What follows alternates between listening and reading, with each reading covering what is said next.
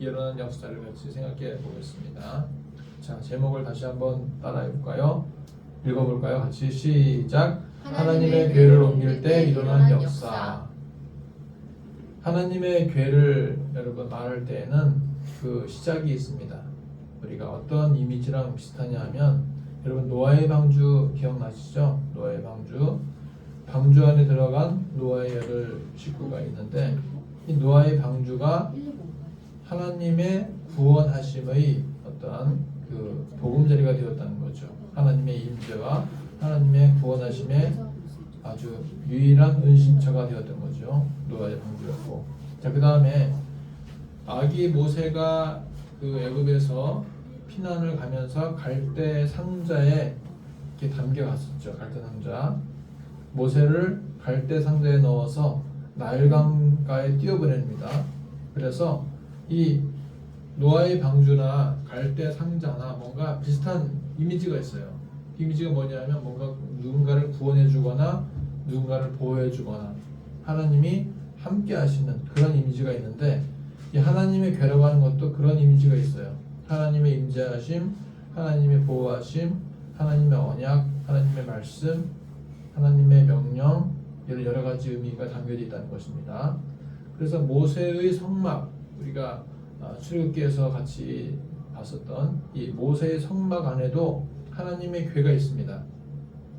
다른 말로 증거궤라고도 하는데 하나님의 말씀을 증거한다, 명령한다 그래서 증거궤라고도 하고 하나님의 궤라고도 하는데 여기는 뭐가 되어 있었어요? 증거궤 안에 십계명의 두 돌판, 만나를 담은 항아리, 아론의 쌍난 지팡이 이 세 가지가 하나님의 궤 안에 들었습니다. 하나님의 궤자 안에 들었는데 여러분 하나님의 궤가 얼마나 큰지 아세요? 하나님의 궤가 이만합니다. 우리 강대상보다는 조금 낮고 조금 낮을 것 같고 옆으로 좀 길 것 같아요. 자, 하나님의 궤가 이 정도 크기가 되는데 자, 출애굽기 보시게 되면 25장에 어떻게 만들라라고 나와 있어요. 궤를 증거궤, 언약궤라고 하는데 이렇게 만들라 그랬죠. 조각목으로 궤를 짜되 길이가 2규빗판 그래서 약 125cm 정도의 길이 1m 25 정도 넓이는 1규빗판 한 75cm 그리고 높이는 1규빗판 그래서 가로 세로 높이가 125, 75, 75 되는 정도의 크기로 하나님의 궤를 만들으라고 그랬어요. 그걸 만들어서 거기다가 마른의 쌍난 지팡이 또 만나를 담은 항아리 십계명의 두 돌판을 집어넣었던 거죠. 그것을 싸서 순금으로 싸라 그랬어요. 순금으로 싸고 그 안팎을 싸라 그랬어요. 순금으로. 그리고 위쪽 가장자리로 돌아가며 금태를 두르라 그랬습니다. 금태를 하나님의 궤를 순금으로 싸게 되면 어떻게 될까요? 나무에 그것 가려지고 순금의 그 금빛만 빛나게 되겠죠. 그것이 바로 언약궤, 증거궤, 하나님의 궤라는 것입니다.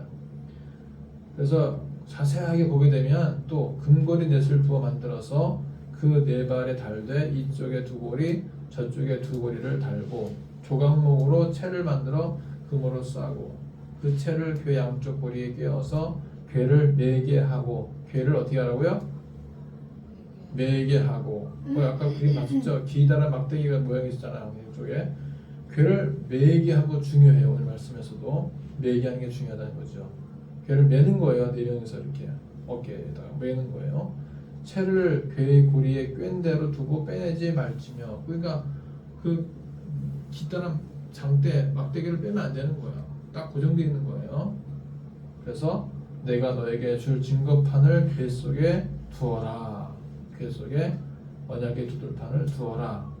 순금으로 속죄소를 만들고 똑같이 2규빗반, 3규빗반 되게 해서 속죄소를 만들어라. 자, 중요한 거 21 읽어볼까요? 같이 22절 시작. 거기서 내가 너와 만나고 속죄소 위 곧 증거궤 위에 있는 두 그룹 사이에서 내가 이스라엘 자손을 위하여 내게 명령할 모든 일을 내게 이르리라. 그러니까 하나님의 궤는 어떤 역할을 했냐면 하나님과 만남의 장소, 하나님을 만나는 장소였어요. 그리고 하나님의 명령을 듣는 자리였어요. 내가 이스라엘 자손들을 위해서 명령할 모든 것을 이 언약궤 앞에서 내가 명령하겠다 그랬어요. 명령하겠다. 그러니까 언약궤가 굉장히 중요한 거죠. 하나님과의 만남의 장소고 하나님 말씀을 들을 수 있는 장소예요. 그러니까 지금 강대상의 크기가 조금 높긴 한데 이 강대상에서 지금 하나님 말씀이 선포되고 있잖아요. 바로 언약궤가 이러한 모양이라는 거죠. 자, 그래서 우리 언약궤의 배경을 보게 되면은 첫 번째는 언약궤를 빼앗기는 일이 있었어요. 사무엘상 4장 보시게 되면 블레셋과 전투를 하는데 홈리와 비나스가 전쟁에 나갈 때 하나님의 궤를 들고 나가면 전쟁에서 이길 수 있을 거라 생각을 하고서 들고 나갑니다. 그런데 전쟁에서 패배했어요. 11절 보게 되면 이렇게 나와 있습니다. 읽어볼까요? 같이 11절 시작. 하나님의 궤는 빼앗겼고 엘리의 두 아들 홈리와 비나스는 죽임을 당하였더라. 하나님의 궤를 들고 나가면 이길 줄 알았는데 졌어요. 그리고 홈리와 비나스도 죽었습니다. 하나님의 궤는 빼앗겨 버렸어요. 그러니까 하나님의 궤 자체가 중요한 게 아니라 하나님의 궤에 역사하시는 하나님의 역사가 중요한 거죠. 하나님이 하나님의 궤에 역사하지 않으면 아무런 의미가 없는 거예요. 여러분 십자가를 이렇게 강대상 뒤에다가 붙여놓는 교회들이 있죠. 십자가를. 그러면 십자가 자체가 힘이 있는 게 아니잖아요. 십자가 자체가. 십자가에 하나님이 역사하신 그 역사가 중요하다는 거잖아요. 그러니까 하나님의 궤도 마찬가지예요. 그 궤짝 자체가 중요한 것이 아니라 그 궤에 하나님이 임재하시고 역사하실 때가 중요한 거죠. 그래서 하나님의 궤가 빼앗겨 버리니까 그런 사람들이 됐다, 우리가 이제 이 이스라엘의 신을 우리가 빼앗아 갔다 하고서 막 장난도 치고 뭐 두들겨도 보고 그걸 자기들 신전 다곤 신전 앞에 갖다 놓으니까 다곤 신전이 그 다음날 머리가 댕강 부러졌어. 그 다음날은 또 허리가 댕강 부러졌어. 희한하죠. 하나님의 궤를 딱 갖다 놓으니까 하나님께서 가만히 있지 않으시고 다곤의 이 우상들을 다 부숴버린 거예요. 그러니까 블레 사람들이 두려웠어요. 와, 이거 참 큰일 났다. 하나님의 궤를 가져왔더니만 우리 마을에, 우리 나라에 재앙이 임했다. 그래서 자기들 나라의 5개 도시마다 뭐 가드, 무슨 에그론 막 5개 도시를 옮겨서 해봐도 가는 곳마다 재앙이 임하는 거예요. 재앙이. 그래서 안 되겠다. 그래서 다시 이 하나님의 궤를 이스라엘로 돌려보내자 그랬어요. 돌려보내자. 그래서 7개월 만에 이스라엘로 돌려보냅니다. 그래서 블레셋에서 베세메스라는 곳으로 돌려보냈어요. 근데 베세메스에서도 무려 5만 70명이 죽게 됩니다. 그리고 그러니까 안 되겠다 싶어서 기럇 여아림의 아비나답의 집으로 옮깁니다. 거기에서 무려 20년 가까이 하나님의 궤가 안치가 되었던 것입니다. 이제 다윗이 왕이 된 다음에 제일 먼저 한 것이 무엇이냐면 하나님의 궤를 내가 다윗성으로 옮겨야 되겠다 라는 마음을 가졌던 거예요. 하나님의 임재의 상징인 하나님의 궤를 20년 만에 이제 다윗성으로 옮기려고 했던 거죠. 자, 그러면 다윗은 왜 하나님의 궤를 옮기려고 했는가? 사무엘의 6장 2절 읽어볼까요? 다 같이 시작. 다윗이 일어나 자기와 함께 있는 모든 사람과 더불어 바알레 유다로 가서 거기서 하나님의 궤를 메어오려 하니 그 궤는 그룹들 사이에 저장하신 만군의 여호와 이름으로 불리는 것이라. 자, 하나님의 궤를 왜 옮겨오려 했냐면은 그 궤가 바로 만군의 여호와 이름으로 불리는 것이기 때문에 옮겨오려고 했던 거예요. 그리고 메어오려 하니 그랬죠. 궤를 메어오려 하니 어깨에 매는 게 중요하다 그랬죠. 만군의 여호와의 이름으로 불리는 궤는 다윗에게 특별한 의미가 있습니다. 왜냐하면 다윗이 10대의 나이 때 처음 전쟁 나와서 블레셋 장군 누구랑 싸웠어요? 골리앗과 싸울 때 어떻게 이겼냐면 너는 창과 단창으로 내게 나오지만 나는 만군의 여호와의 이름으로 나간다 그랬어요. 나는 하나님의 궤짝 가지고 나간다 하는 것과 똑같은 거야. 너는 창과 단창 내게 나오죠. 나는 만군의 여호와의 이름, 하나님의 궤, 그걸 가지고 난 들고 나간다 하는 말과 똑같은 거죠. 그래서 그 만군의 여호와의 이름으로 바로 다윗이 이겼잖아요. 그래서 하나님의 궤가 만군의 여호와의 이름으로 불려지기 때문에 그것을 가지고 오려고 했던 거죠. 다윗이 그때 당시에 10대의 나이에 골리앗을 이겼기 때문에 그때부터 정계에 진출하게 되었고 정식으로 장군이 되었고 세상에 자기 이름을 드러내게 되었습니다. 사울이 이긴 자는 천천, 다윗이 이긴 자는 만만이라는 별명을 듣게 되었죠. 그 만군의 여호와의 이름이 바로 다윗에게는 승리의 공식이었고 승리의 원동력이었어요. 그래서 다윗 만군의 여호와의 이름으로 표현하고 있는 궤를 모셔오고자 했던 것입니다. 근데 문제는 다윗이 하나님의 궤를 옮김에 있어서 여호와께 묻지 않았다는 거예요. 다윗은 온 회중이 좋게 생각하는지 동의를 구했습니다. 그러나 여호와께 묻지는 않았습니다. 지금까지 다윗 전쟁할 때 어떻게 했습니까? 여호와께 물었잖아요. 여호와께 물어보면 하나님께서 구체적으로 대답해 주셨습니다. 하나님, 제가 이번에 블레셋 사람과 전쟁을 할까요? 그랬더니 하나님께서 내가 블레셋 사람을 치라. 내가 그들을 내 손에 붙이노라 그랬습니다. 어떻게 치를까요? 어떻게 칠까요? 뽕나무 숲을 뒤로 숨어 있다가 치라. 발자국 소리가 들리면 그때 치라 말씀하셔서 그렇게 묻고 대답받고 또 묻고 듣고 하면서 전쟁을 했습니다. 이번에는 여호와께 묻지 않았어요. 어떻게 했습니까? 천부장, 백부장 모든 지휘관과 의논만 했습니다. 사람과 의논 중요하잖아요. 그러나 하나님께 먼저 묻는 게 중요하다는 거죠. 교회 담임 목사가 당회와 의논하는 거 중요하고 재직회와 의논하는 거 중요하고 공동의회 때 의논하는 것 중요해요. 그러나 하나님과 의논하는 것이 제일 중요합니다. 당회에서 통과가 되어도 재직회에서 통과가 되어도 공동의회에서 통과가 되어도 하나님과 의논하지 않는 것은 아무런 소용이 없습니다. 다윗은 이렇게 말했어요. 우리 하나님 여호와께로 말미암았으면 하나님의 궤를 우리에게로 옮겨오자. 자, 빨간 글씨 읽어볼까요? 다시 시작. 우리의 하나님 여호와께로 말미암았으면 하나님의 궤를 우리에게로 옮겨오자. 이런 자세가 어떤 자세인지 아세요? 이런 자세는 여호와께로 말미암았다면 일이 순조롭게 진행될 것이고 여호와께로 말미암지 않았다면 일이 막힐 것이다 라고 생각하는 자세인 것입니다. 시작하기 전에 기도를 해야 되는데 결과를 보고서 판단해 보자는 거예요. 우리 인간은 한계가 있어서 모든 것을 완벽하게 알 수가 없고 하나님의 뜻이 어디 있는지 모를 때가 많습니다. 그렇다고 해서 결과를 보고서 하나님의 뜻인지 아닌지 가늠하는 것은 판단의 오류가 생길 수가 있습니다.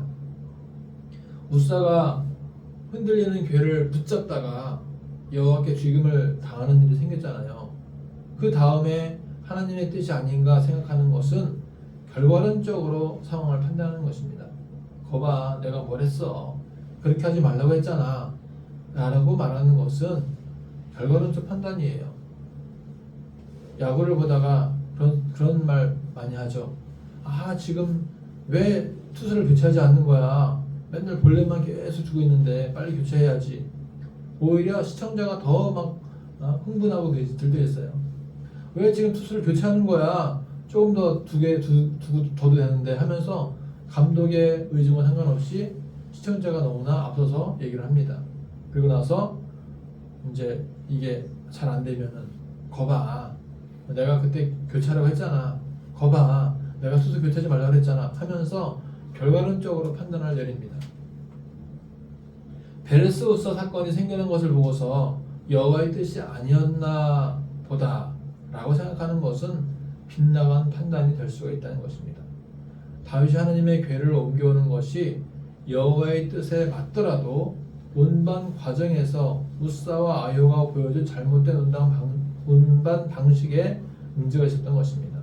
그러므로 어떤 일의 결과를 놓고서 사실관계를 파악하는 것은 판단의 오류에 빠질 수가 있습니다.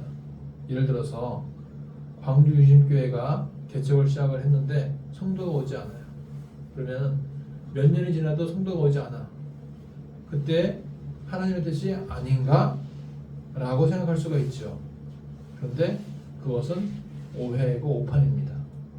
개척은 하나님의 뜻이라도 하나님은 성도를 늦게 보낼 수도 있는 거예요. 할렐루야. 다른 이유 때문에 아직까지 성도가 안 올 수 있는 것입니다. 다윗은 그런 면에서 하나님의 뜻이라면 교회를 옮겨오자 라고 말하기보다는 옮기기 전에 이것이 여호와의 뜻인지를 먼저 물어야 하는 것입니다. 개척교회를 하고 나서 하나님의 뜻이 아닌가? 라고 생각하지 말고 개척하기 전에 여호와께 물어봐야 한다는 것입니다. 그 다음에 이제 하나님의 교회가 올 때 어떻게 반응하고 있는가 하는 거죠. 사무엘하 6장 5절 읽어볼까요? 다 같이 시작.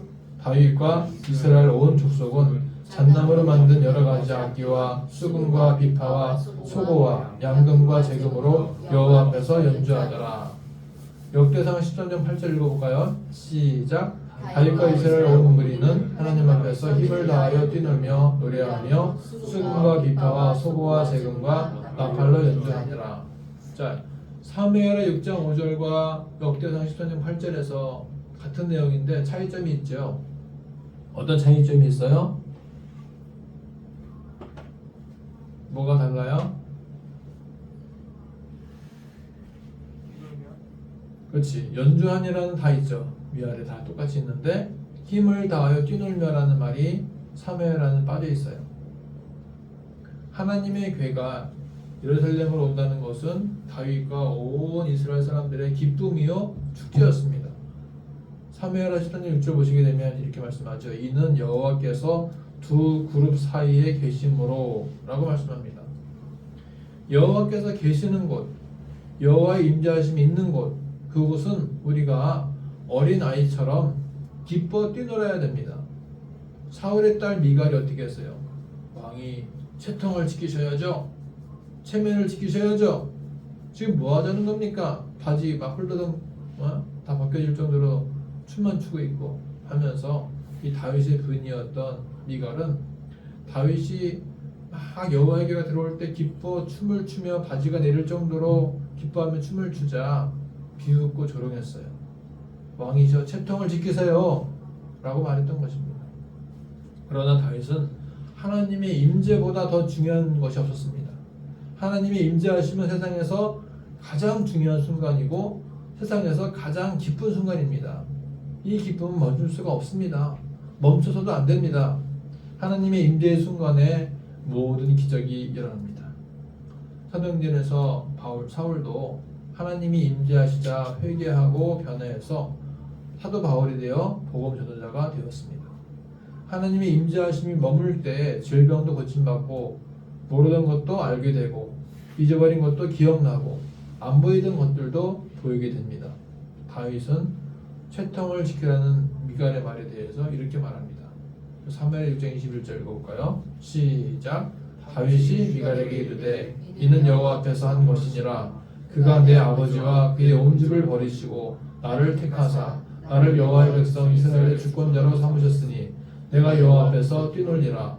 내가 이보다 더 낮아져서 스스로 천하게 보일지라도 내가 말한 바 계집종에게는 내가 높임을 받으리라 한지라.